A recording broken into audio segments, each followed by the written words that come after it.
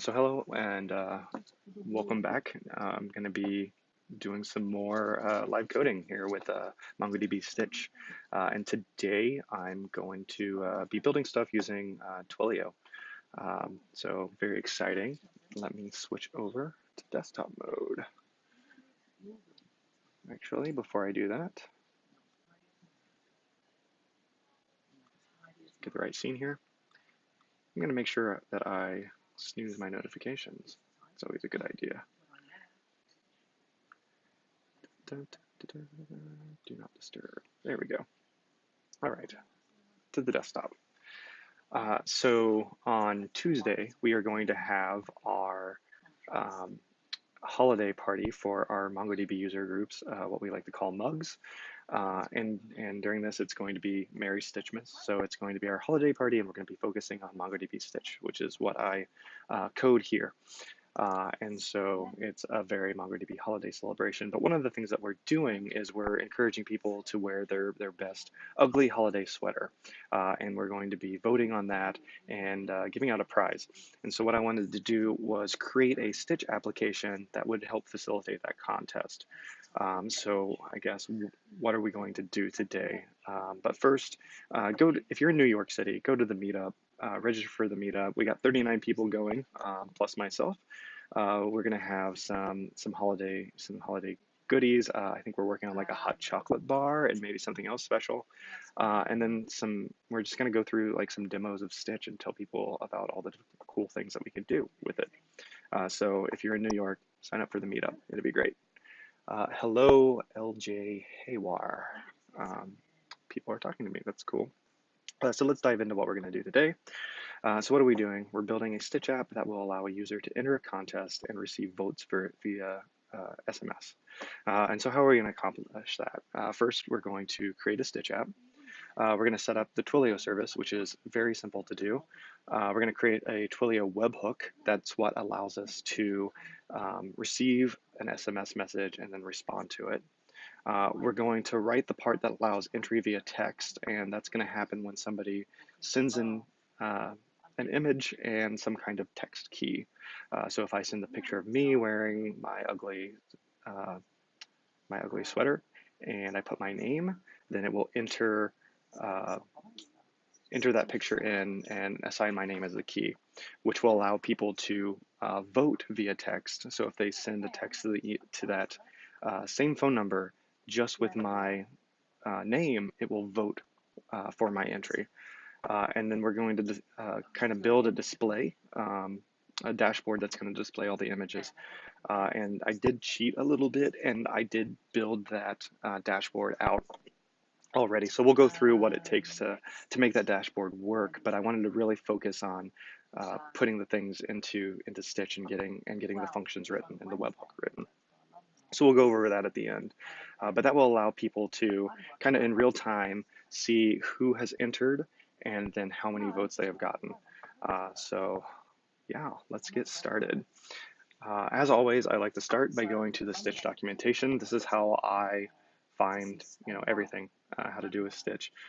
So we have a pretty great documentation team, a lot of examples, a lot of information can be found here.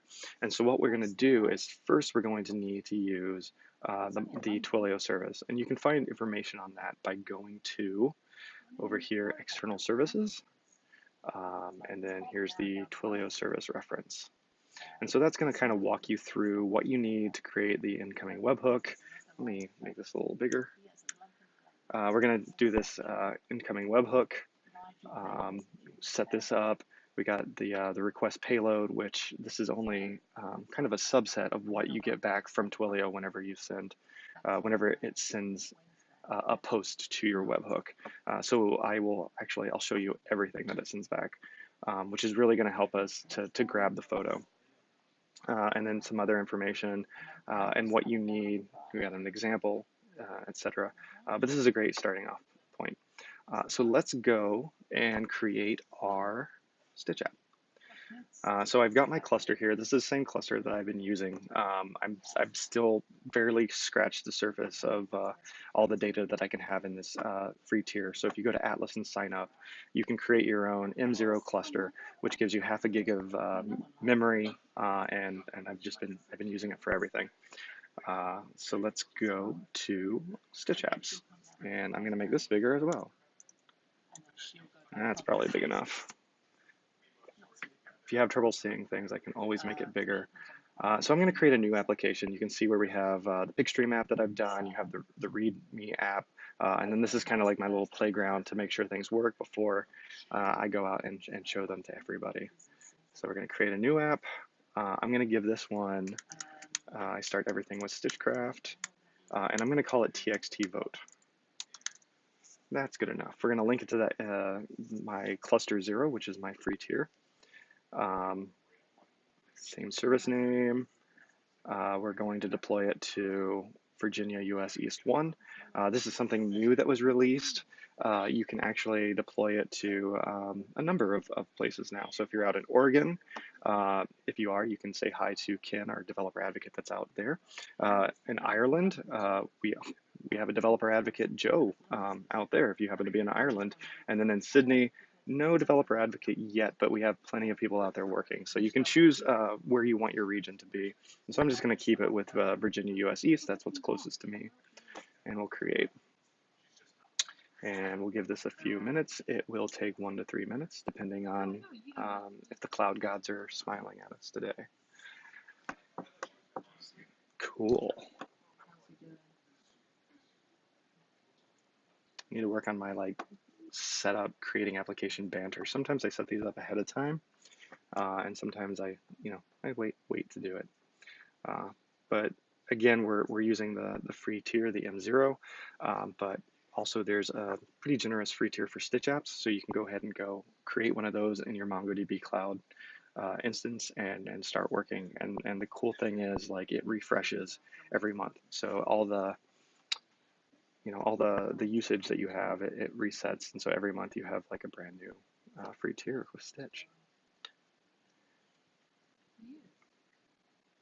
Dun, dun, dun. Okay, we're linking the application to the cluster.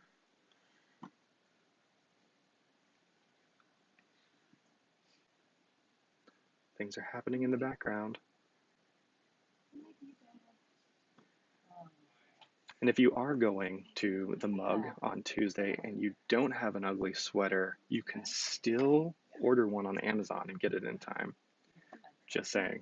It's only Thursday, free 2-day shipping. You can get it well in time. I want to see a lot of ugly sweaters, not just mine, which I'm very proud of. I will be showing it off.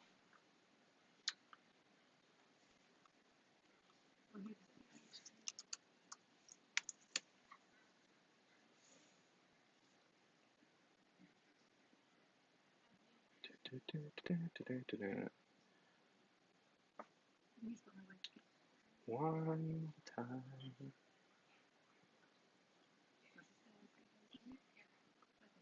This is the fun part about doing things live, because you can't just fast forward through this part like you can if I edit this video afterwards.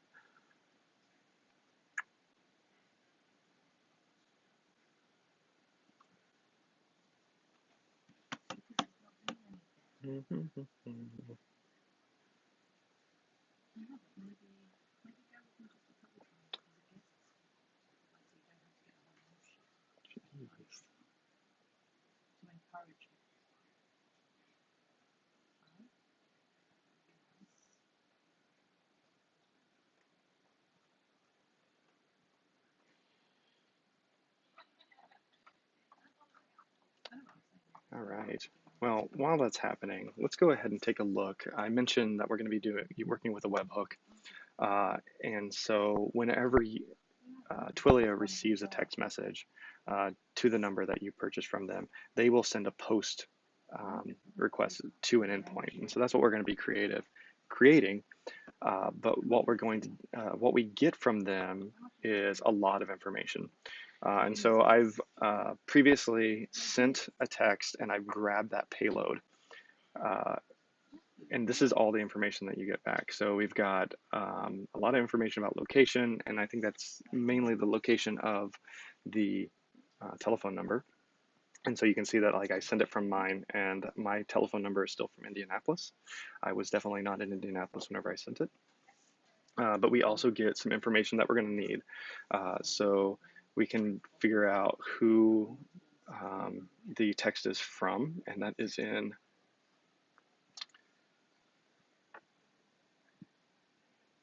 it's here somewhere. There it is, from. So from will be the number that texted us. Um, and then we get to, so that's the number that was texted to. So if you're creating a single endpoint that's gonna grab information from a lot of numbers, you can kind of separate things out by looking at the to. We're going to get num media, and so num media is going to be the number of media objects that came over with that text. So that's going to be important when we're pulling out the image for when somebody enters. So if there's a num media and it's greater than 0, you're going to see media URLs. And so the way that they handle sending you that that media object is over like a URL. So they grab the image and they put it into an S3 bucket. And then they give you a nice little URL here where you can retrieve that image. And if there's a media URL 0, there's also going to be a media content type 0 to go along with that. So that way we know that the media that's being passed over is an image, a JPEG image. And so we're going to use that information as well. But this is what we're going to have when building the webhook. So let's see if our app is created yet. It's not. I feel like it's been more than 1 to 3 minutes. See anything else of importance over here? Oh yeah, the other thing would be the body.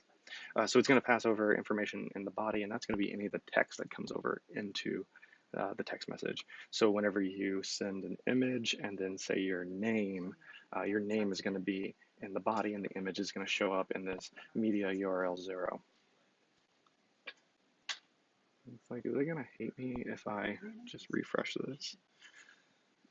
This is why I should probably start things, start some of this before. What do we got? Okay, let's close that. Oh, there it is. I don't know what was going on there, and I didn't open up the console, so we're just going to assume things are fine. So here is kind of the getting started. I am going to go ahead and turn on anonymous authentication. That is, you know, I'm not requiring people to log in to see this dashboard. Something that you could add on down the line, but it's not really necessary for this. But I'm just going to go ahead and turn that on, so we have a form of authentication turned on. And then I'm going to go ahead and initialize a collection. And so I am going to continue using my database, and the collection that we are going to use for this application, I'm just going to go ahead and it's going to be contests. And so I'm setting this up to where I could, in the future, possibly have multiple contests being ran with this application. So I'm just going to call it contest, and then each document is going to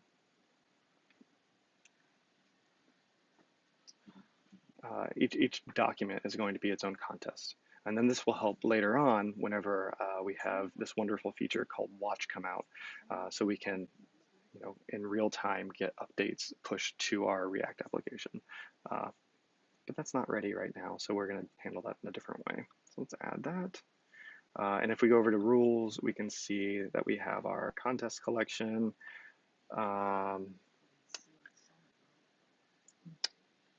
And I want a different role. So let's just trash that. Actually, I'm just going to delete this. Yes. If we were doing a login, that would have been great. But I'm just going to do it with no template because I just want everybody to be able to read contests. I'm going to add the collection. And then in here, I can just give read access and save those changes. So now we're all set up to read from the database from our application, which we'll worry about later. So let's go in, and we are using the Twilio service. So we'll go ahead and add that service. Here is Twilio. Now it's going to ask for a service name. This is just a unique name for the service, and I'm just going to call it Twilio. Now we need our account SID and auth token.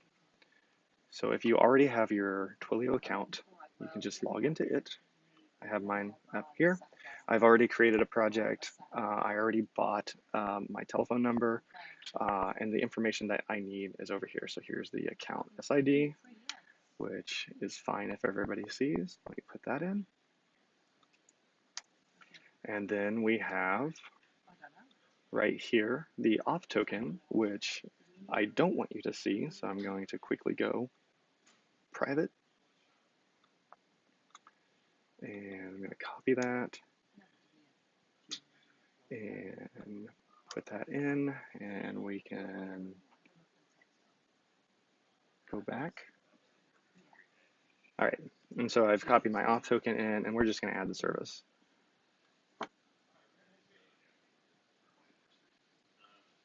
Boom, and I'm not going to save that. And now our Stitch instance is hooked up and ready to be used with Twilio. So now we can add our incoming webhook, and we're going to give it a name. I just like to call it incoming. You can name it really whatever you want. That it just makes it part of the URL.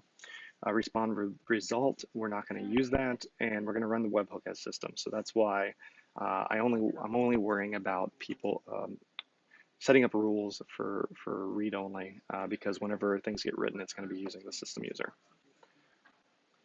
So we'll save that. And we are given kind of the start of a function here.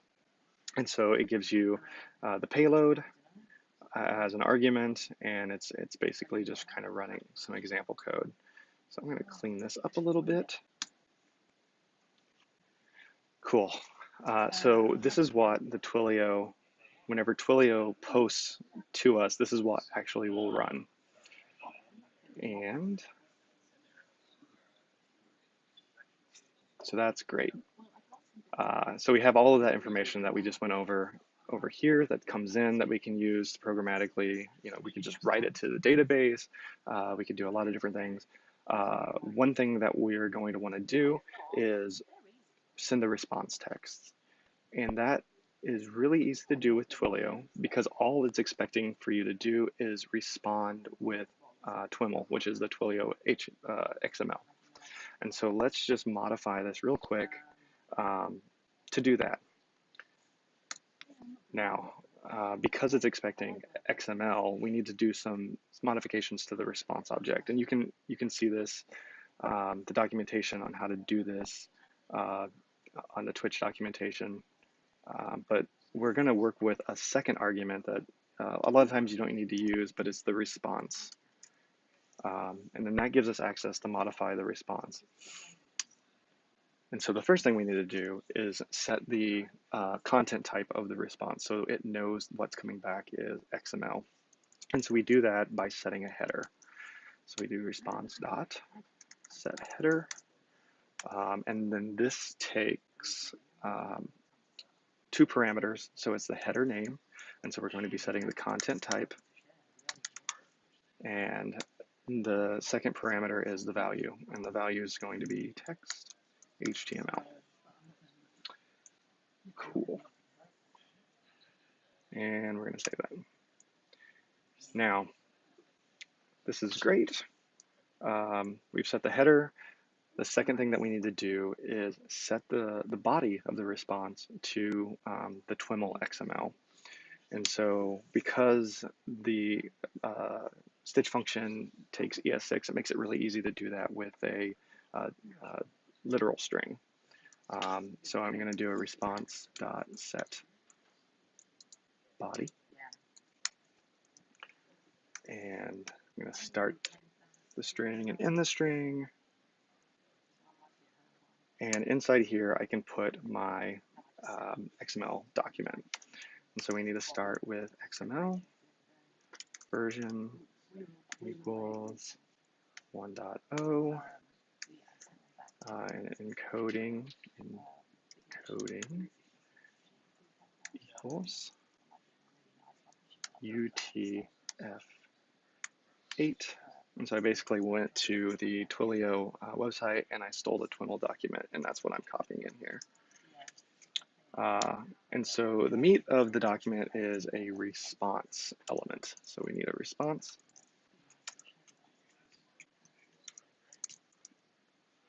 And there's lots of different response objects. Oh, we need to close that tag. But the one that we're interested in is the message element. So that tells it to respond with whatever message we need to put in there, or we put in there. So if you text this number, it will text back whatever is in that message. So I build this out. And then because we're using a literal string, I can do something like message to put in whatever message I want in there. And then it will send that back. And then just to kind of finish things out, I'm just going to return the function. But let's grab the body. So the text that's being sent over, we're going to go ahead and grab that. And I can put that in a const, and I'm going to call it the enter key. And that is equal to the payload dot body. And I'm just going to trim it just for good measure, because sometimes whenever you use the autocorrect or the auto suggest feature on, like, I know the iPhone, it puts some spaces on the end, and so I'm just going to trim those off, because this is really the key that we're going to use to decide, you know, the new entry, or to do the lookup if we have to vote. And so I've got that, and so now I can just create a message, and I'm going to make that equal to hello entry key. Make sure I put my semicolons in here. That was not a semicolon. Cool. I'm going to go ahead and save that. And so basically what we've done is we've created an incoming webhook that whenever Twilio hits it, we are going to grab off the text that was sent, which we're assuming that it's the person's name, and we're just going to send the message back, which says hello, that key. And that's all you need to do all that. So that's great. That's a great start. If we look into settings here, this is where we are going to get our webhook URL. And so this is going to be important because we need to take this and we need to tell Twilio about it. And we go into, where did that go? Programmable SMS. And settings.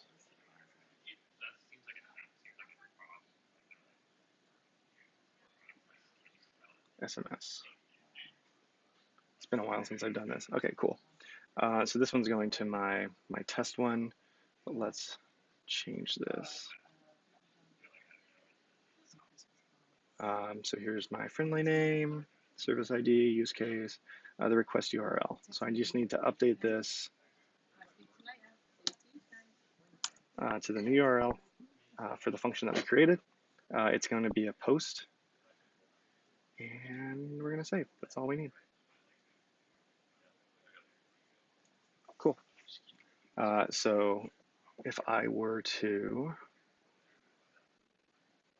send this text, let me pull up on my phone. I should have started up something where you could actually see my phone, but we'll do it here. So I've got my number. I want to clear this out. Just a second. Let's create a new contact. Twilio SM. Save that. Yeah. Cool. All right. So I'm going to start a new message, and I'm going to pull up that number, and I'm going to just simply put my name. That, yes. So, okay. And I'm going to send it, and I got back, hello, Adrian. Awesome.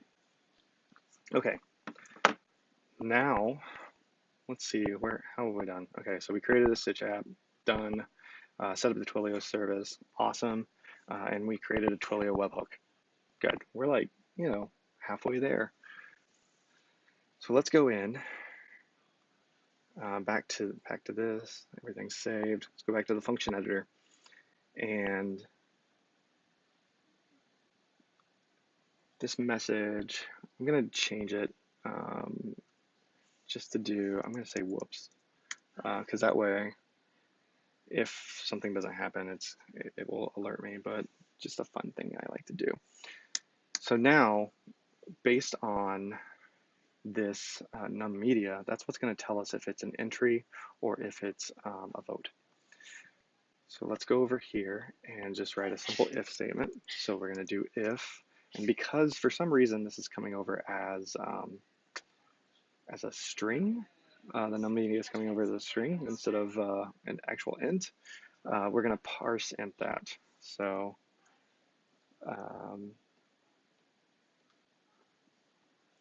so that way, if it's greater than 0, it's going to be true. So we're going to do if parse int payload dot capital N num media.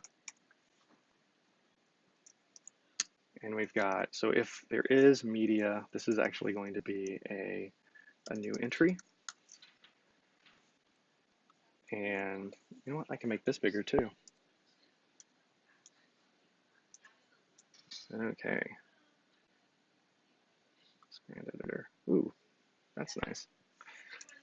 And so else, we're going to assume it's a vote. So this is a vote for entry. And to do that, now we've got the enter key. What should we do first? Let's do the new entry. And to do that, I'm going to split things out into functions, just kind of for ease of use. But we're going to go ahead and call the function. And here's another cool thing you can do with Stitch functions is they support async await. So I can actually put async up here. And I'm just going to wrap this in a try catch.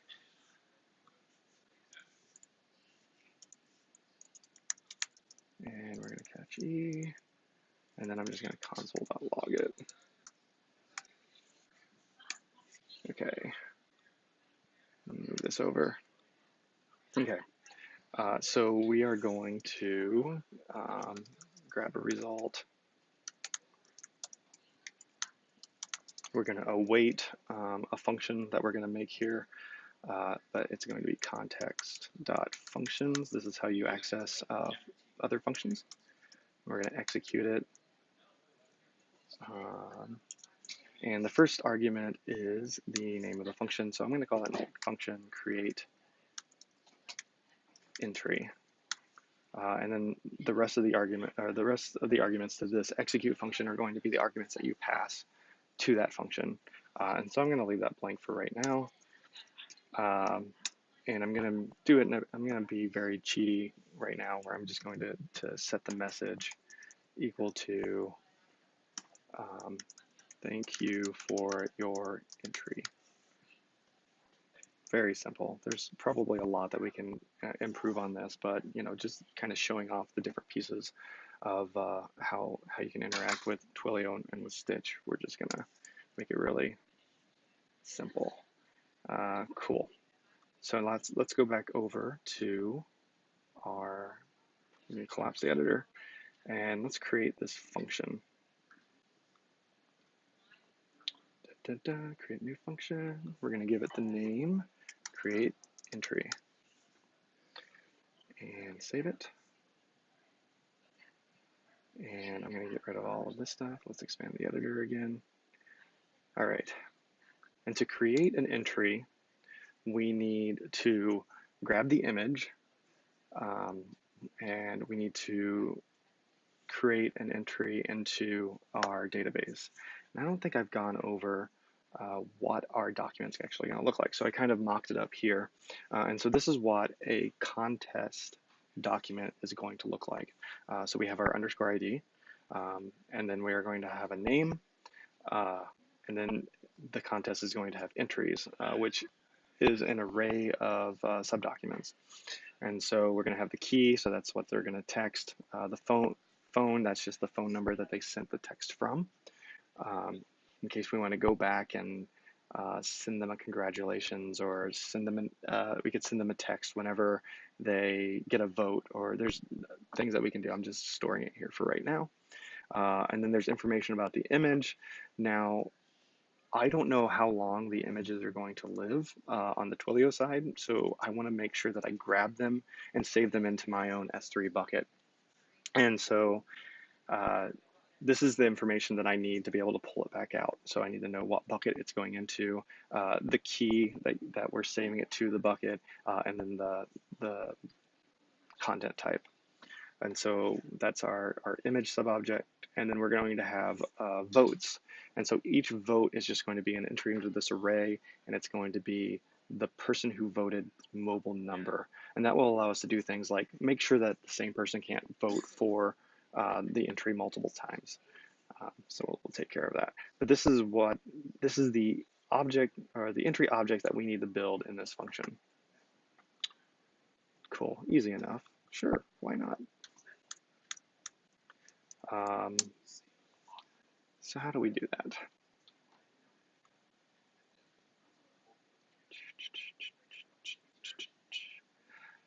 Okay, so we're going to be updating the contest document. Fun. So let's get a reference to that. And I've lost my cursor, so that's fun. So we're going to call that contests, and this will be the contest collection. And we're again going to use the context to access our services. Services. We're going to get our nice MongoDB Atlas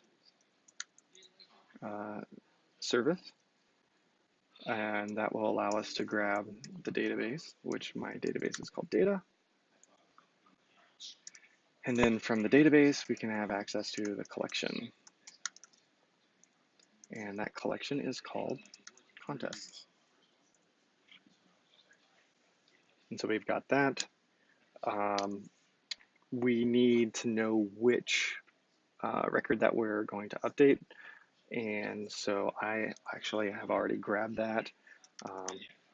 And so I'm just going to put that in. So we need to know the contest underscore ID for that record.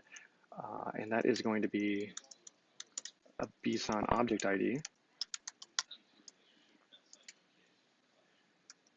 And I'm going to copy this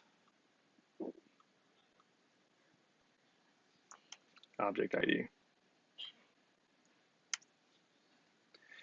Cool. And so like this is the, we're going to use this in the update. So whenever we set the new entries array, we're going to set it on that object.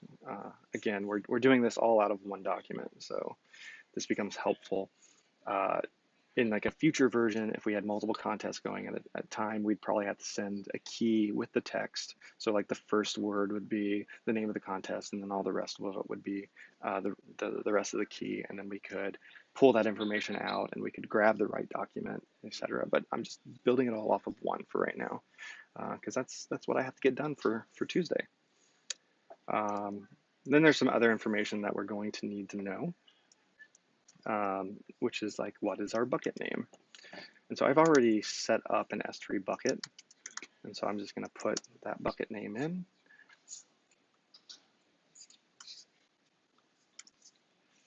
To save time. But that reminds me, we are using an S3 bucket, so that means that we're using the AWS service. So we should probably set that service up so Stitch can access it. So let's collect the editor. Let's go back to services, and we're going to add a service. We're going to add the AWS service. So this is kind of a great generic service that gives you access to anything that AWS has to offer. And so I'm going to give it a name. Just going to give it AWS. And then I'm going to give it my access key and access secret. And so I'm just going to paste that in. So here's my access key ID, and then my secret key. And put that in, and it should not show you this, so great. So I'm going to add that. Okay, great. And then I need to add a rule that will allow me to have access to S3. So I just call this rule S3. I'm going to add the rule, and then we can go over here, and we can allow the S3 API. So we'll go down here, and we want to allow the put object action. Put object. It's up really big, so it's really hard to see. Cool. And so that will allow the service that we just created to run that function. So there's all kinds of APIs that are available through AWS, and we got to kind of give permission for this service to run it. So it's just like an extra layer of security. While we're in here playing with services, I'm going to need an HTTP service because I'm going to need to be able to grab that image from the Twilio URL to put it into the bucket. And so let's go ahead and create an HTTP service. And I'm just going to call that HTTP. I'm going to add the service. And for that rule, I'm going to create a rule, and I'm going to call it get. And I'm just going to give it access to the get action. And I'm just going to allow it to get really anything. So I could put a match statement in here and say that it has to come from, you know, that bucket or lots of different things, just extra validation on top of that. But I'm going to allow this service to get any address that I pass it. So I'm going to save that. So I believe that's all the services that we need to set up. But I'm going to write, since I'm in here, I'm going to write a helper function to get this URL. So we need to be able to pass it to our S3 bucket. It needs to be a stream or a 64-bit encoded string or lots of different things. So let's create like just a little helper function, and I'm going to call that URL to stream. And I'm just going to paste this in because this is kind of a utility that I use a lot.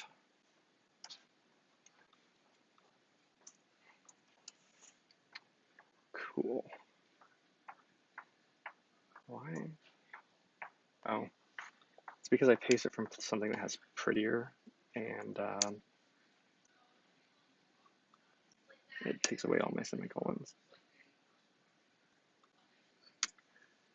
Cool. All right, so I'm going to go ahead and say that. But basically what we're doing is we're grabbing an instance of the HTTP service, and we're using that to call get on the URL that we pass it, and then we're just responding with the body of the response.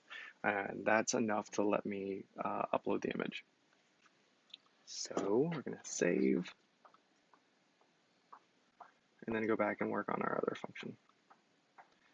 Cool. Other function.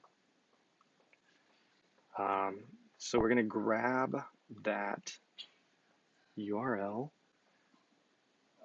which we have to pass. So let's think about what we need in here.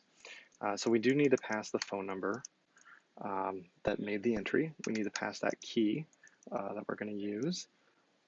We're going to have an image URL that's going to come from the payload at the other function.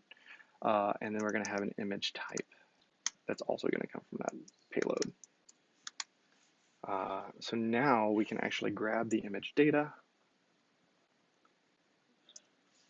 and we are going to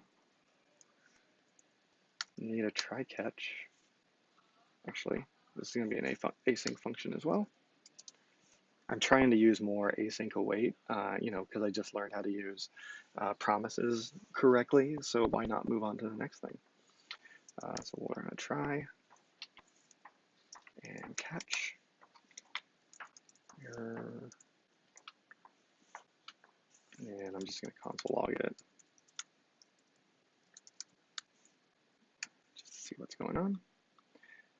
And so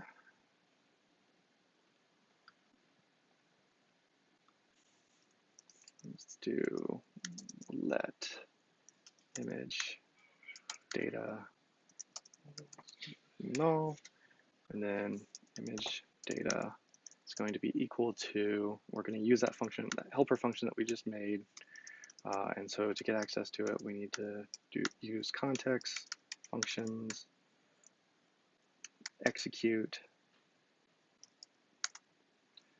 The first parameter is the name of the function, which is URL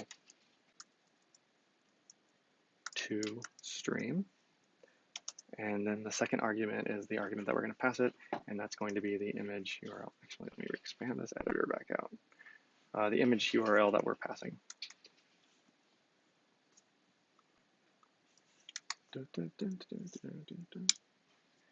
And so it's going to execute that and wait, and then move on. And so now that we have the image data, we can actually put this into S3. And so we can do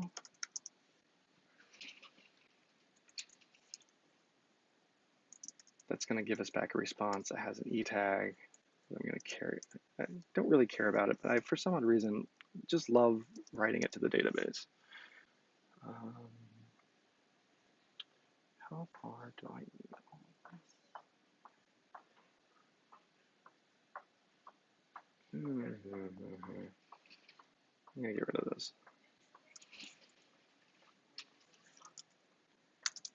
Just do everything in the try catch. Shh.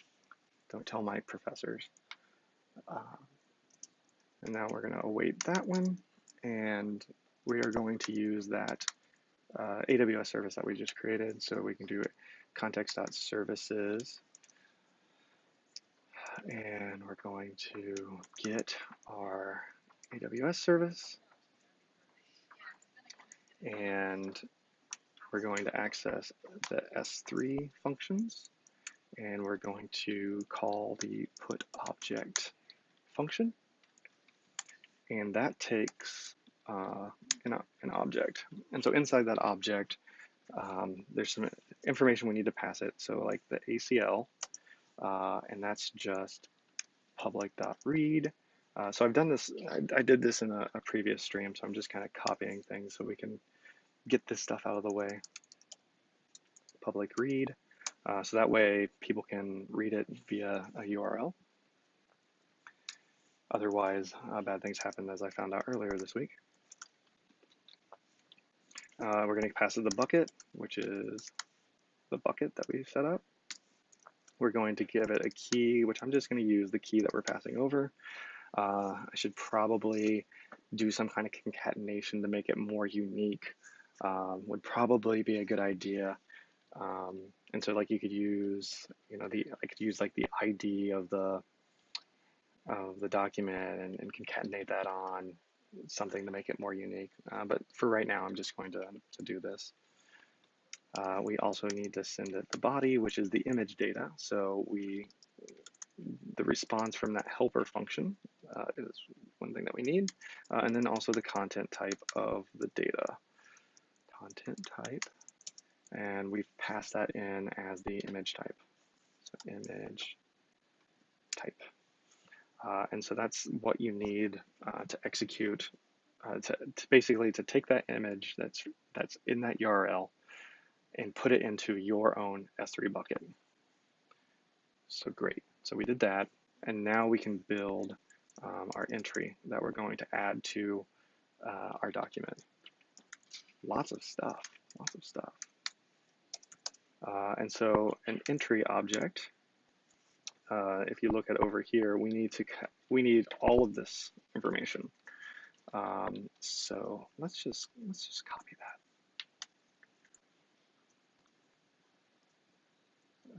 Put all that stuff in there. So here's all the things we need. So the key, that actually comes from key that we're passing over. So I'm just going to say key. The phone, that is passed over as phone. So I can just call it phone. I love ES6 object stuff. And then we have an image, and it needs the bucket, and that's easy enough. We just have bucket. Key, again, we're just going to use the same key. This is the key that we passed over with S3. So key, and then the type, which is the image type that we passed over. And then, oh, the last thing that I'm putting in here is I'm just going to give it the E tag. Again, never use it, but I like to save it for some reason. How did my, oh, oops, let's go back. All right, so we've got an entry that has a key, a phone, an image, and then votes. We don't have any votes initially, so I'm just going to make this an empty array. And this is what our object looks like. And I just need to update the document with that entry. And I'm going to return it. There's a lot of things that, I'm kind of thinking about how I want to handle this, because if I want to pass back different messages, if like that key already exists, because I'm not doing an upsert, or if I had any problems, I need to pass things back, how to do it. But for right now, I'm just returning the update command, the results of the update, which is probably not the best, but it's working. So, so we have our reference to our contests collection, and we're going to do an update 1 on that. And for an update 1, we need to give it a match statement. And so since we have the ID, we can pass it the ID, which we stored in contests ID. And then we need to give it the update statement. And so what we're going to do is we're going to push entry onto the entries array. And so we can do that with a $push. And then we pass it where we are pushing it. So the entries,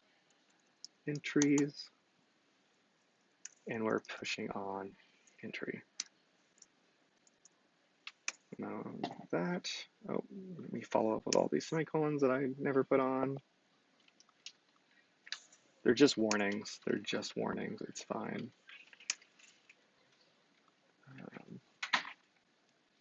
Missing semicolon, missing semicolon. There are some warnings that you just can't get rid of because it will still warn you. The async will work, but the editor here still likes to warn you about it. And so that's because of the async. That's because of the async. Okay, cool.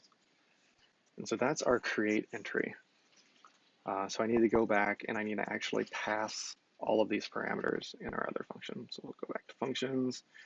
We're going to go, whoops, actually not the function. We're going to go to our webhook.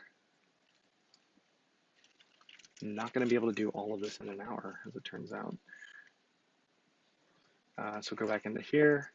And so now we need to pass the rest of those. And we're going to use the magic of speeding things up.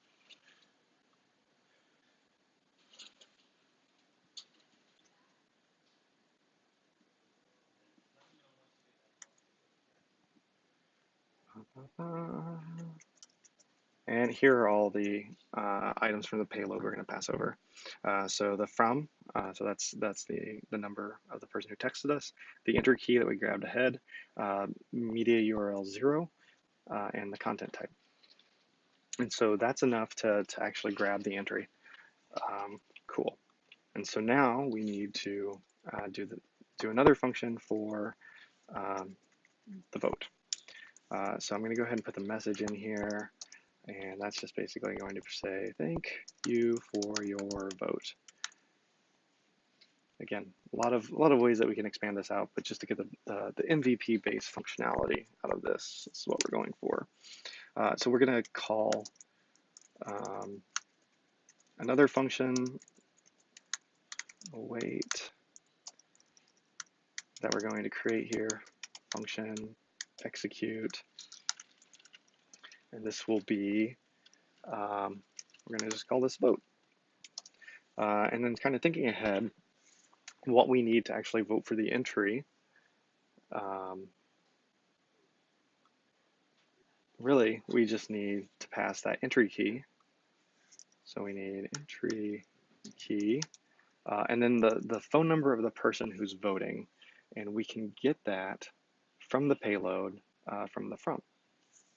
Same thing as we did up ahead.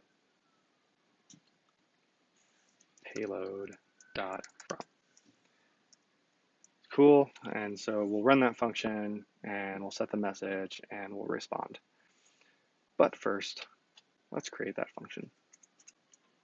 So this is going to be kind of interesting because with Stitch, we currently only have access to the MongoDB query language for 3, 4, and above. So there's a lot of really nice array functionality that we don't have access to yet. So we're going to have to do some fun with like JavaScript loops to edit things and then do an update of the whole thing. It's not too terrible, but let's try it. So we're going to create a new function. This function is vote, as we named it earlier.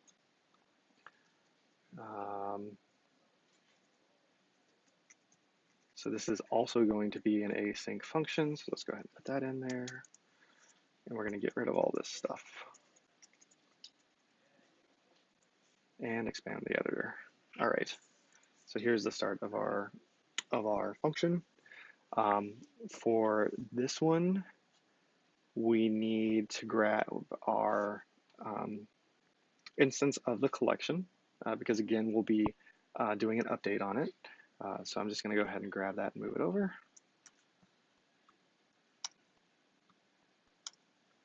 And put the semicolon back on. So we have, again, we use context to get access to the services, the MongoDB Atlas service, where we can get access to our database and to the collection that we're working with. And then again, we're going to need the object ID for the contest that we're working with.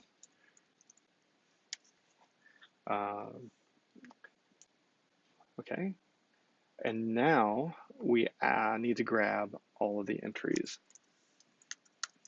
And so try catch, oh, that's not how you do it. We're going to try catch this because we are using async await. And so we're going to grab the entries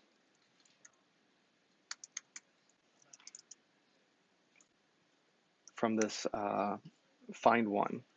And so we're going to await, and here's our contest collection. A function off of that is find one. And that takes a match statement. We're going to use the same match statement we used for that update, which is just finding the ID, the one with the contest ID.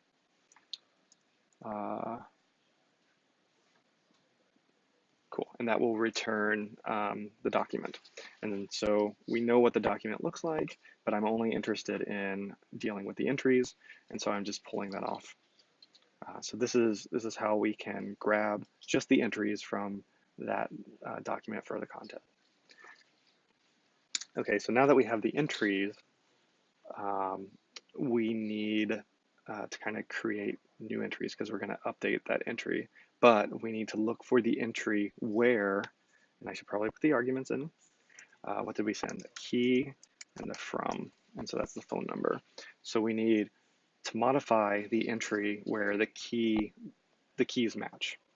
And the way I'm going to do that is with a map, because I don't like using for loops.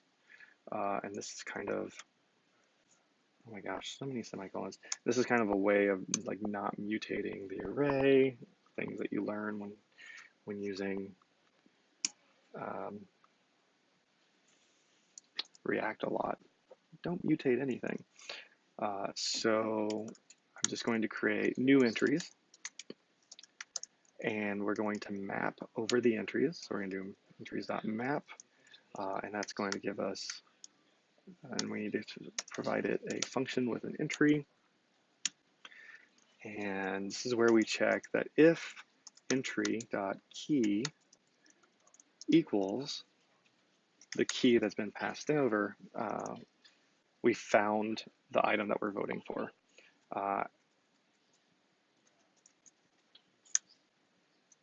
Cool. And so whenever we find the item that we're voting for, if the number, so the from argument isn't in the votes array, then we can add that number to it.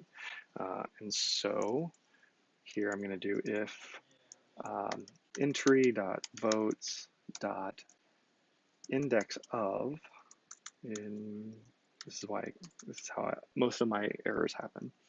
Fat fingering things. So enter of the from is equal to -1. So if in the votes array it doesn't exist this from number, then we're going to update the votes.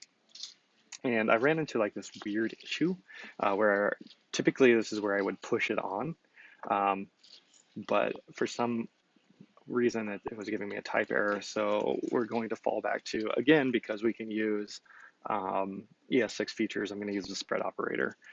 So I'm going to set entry.votes equal to an array where we spread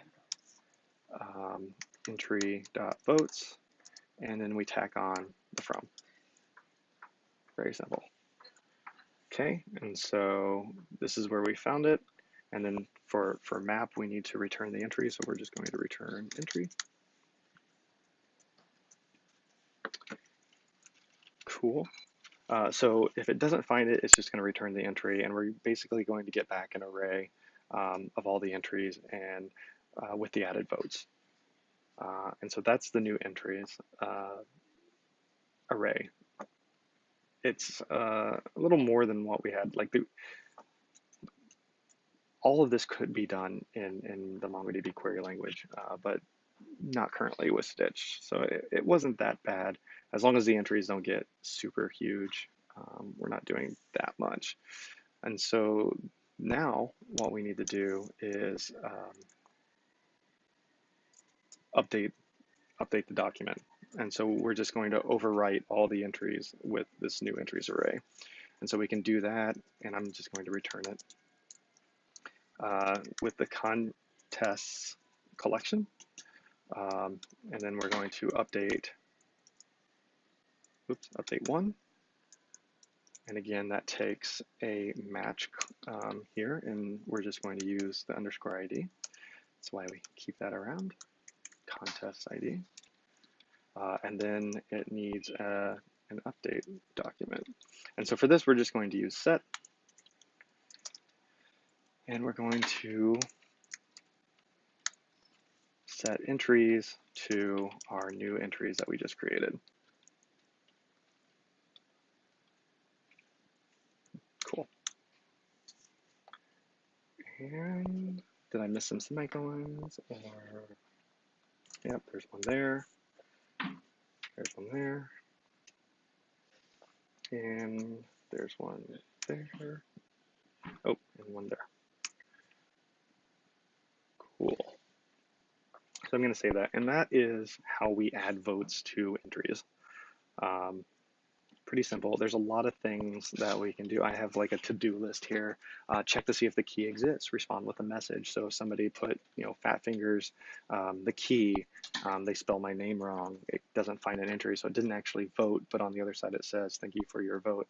So we're not checking for that, and we're not checking for, well, we are checking for the double vote, so we did get that in there, but we're not alerting them. So they might think that they're voting more than once, but it's not actually happening. So we're not actually sending any kind of feedback back. Going forward, we should probably fix that. But that should work. All right, cool. So that was our last function. That's cool. So if we go back to our, and I'm going to hit save multiple times here because I'm afraid. Go back to our webhook. This is all the functionality for like a working MVP of the application that we're wanting to do. So we checked off allow entry via text with image and key, and allow voting via text and key. So just to kind of double check here, when the request from Twilio comes in, we are checking to see if there's media. If there's media, we're adding an entry. If not, we're adding a vote. And then we're giving a message back. And so with those, what did I do? 4 functions and 3 services. That's really all it took. So let's take a look at the dashboard that I've created. And I've also created a couple entries already, so they're on here. So I have over here, this is running. I just did a create React app, and it's running locally. And so here is basically it. So whenever new things come in, they pop up. I have polling, so it's auto refreshing. Let me go ahead and do a text.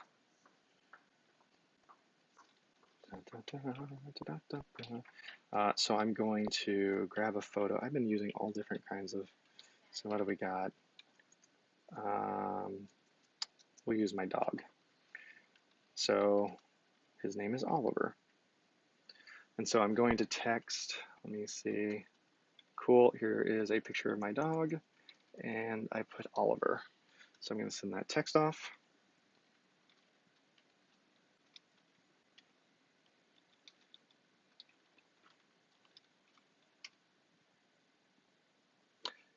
Oh, and we got back whoops.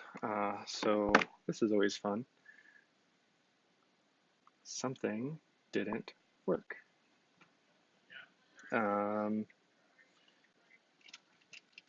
So we should have gotten, thank you for your entry.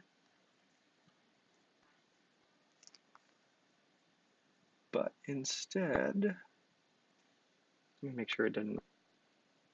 Okay, so it's still auto refreshing. All right, so this is where we can go over and we can check out what's going on in the logs. So this is probably it. Cannot access member execute of undefined. So I probably typoed something. Super. Okay. So let's go back over to the service, to the incoming. All right. So I bet it is, let me double check. Functions. Functions would be the right answer. That would be why that was undefined. Okay, so I'm going to save that. And then I'm just going to double check to make sure I didn't make that typo on my other functions.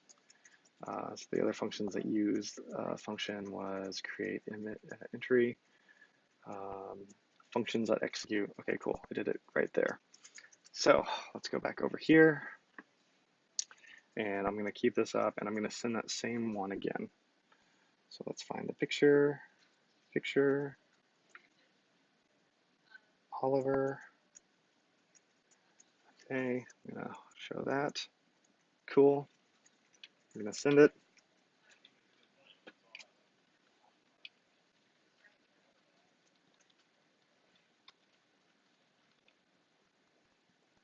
and it's thinking. It says, thank you for your entry. Awesome. Oh, look at that. Thank you for your entry. And then as you can see, it popped up because it's auto refreshing. So that's nice. And now let's test voting. And to vote, all I need to do is send the key. So the keys are listed here. I can vote for any of these by just sending, whatever that key is. And so I'm just going to vote for my dog because it's my dog. And so basically I'm just putting Oliver in here and sending. Oh, and it's already updated. So you can see that the vote went from 0 to 1. And it says, thank you for your vote. Swell. All right, so we have a MVP working. That's great. But I'm gonna stop this from auto refreshing. Let's go in and see how I did real quickly the React app. And so I'll just kind of walk you through that real quick. Let me close that and make that bigger. Okay, so like always, I use Create React App to generate the app. Makes it very simple to just kind of bootstrap all this together. I add the MongoDB Stitch browser SDK. So you've seen me do that in another video. And I'm using Stitch, I'm using the anonymous credential, and I'm using remote Mongo client because all I want to do is log in and grab that document. And so to do that, I need to actually use the BSON library so I can get the object ID. And then I'm using semantic UI React because I like that component library. And so in the constructor, we've got my app ID, which I have not actually updated to use the new one. So that's fun. Actually, let me go in real quick to my, I guess I tested it too soon.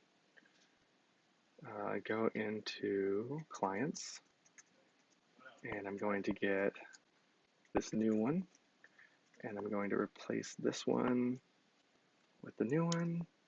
And if I save, we shouldn't really see much of a difference.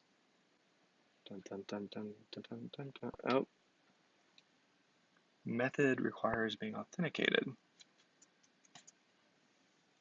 It might be, yeah, that's what it was. It was something with the hot reloading. And so if you go through it, we got the same thing. So cool, that all works. And so here's my app ID. Here is the contest ID that we're using on the screen. Again, I could have had a listing of all the contests and used React Router to be able to route to the right one and have it look all nice and pretty if we had multiple contests going on. But I'm just hard coding this for this one contest. My initial state, and then on the component did mount, I create my Stitch client, my app client using that app ID. And then once that's created, I can log in with the anonymous credential and create myself an instance of the MongoDB remote client. And then I call fetch and start the timer. And so to fetch the contest, it's as simple as using that MongoDB remote client and then using query anywhere to pull the information. And so the database, the collection name, and then I'm finding that, doing a find, returning it as an array, and then I'm just using it to set the state, and then it updates the page. To do the refresh, I'm emitting a timer, and so I'm keeping a reference to that timer so I can clean it up. Because if you see on component will unmount, I'm canceling the timer, trying to be good. And so I'm just using set interval to fetch, to run this fetch every 5 seconds. And then whenever you cancel the timer, we're just clearing the interval. And then the button function is to just, I'm setting whether or not we're refreshing, and I'm running those functions as well. And then down here, this is just my render function. So I'm using the state. I'm mostly dealing with the entries. I am using kind of the contest name that comes from the database, information for that button, and then it's just a card group, and I'm setting 5 per row to fill it out. A very simple implementation for that dashboard. And that's it. It really doesn't take that long to do, but it was very easy. I think. I don't know, maybe not. Let me do one more. Let's see. Just do one more entry just to double check that it's working. Like, what else do I have in here? Say Mr. Rogers. I took pictures of all like my pop heads and things like that, and that's what I'm using to test. So I'm going to send another entry in here, and it should pop up. Oh, the auto refresh isn't on. Okay. It takes a minute to upload that photo. It says thank you for your entry, and it has popped up. And so we now have 5 across. So if you noticed in there, I was only telling it to go 5 across. And so now that we have that entry up, I'm going to send another one for a vote. And so I'm going to vote for avocado. And so if we watch the avocado votes, right now it's at 0 votes, and I'm going to send this. It says thank you for your vote, and it's updated. So just kind of going back over, we built a Stitch app that allows a user to enter contests and receive votes. Awesome. And we did that by creating a Stitch app. We set up our Twilio service. We created a Twilio webhook, and then we set up entry where people can enter via text with an image, and voting with the key. And that's all I got for today. So I am going to get the video uploaded to YouTube, get the repo set up and put out for you guys, so you all know. But thanks for joining, and I hope this was fun.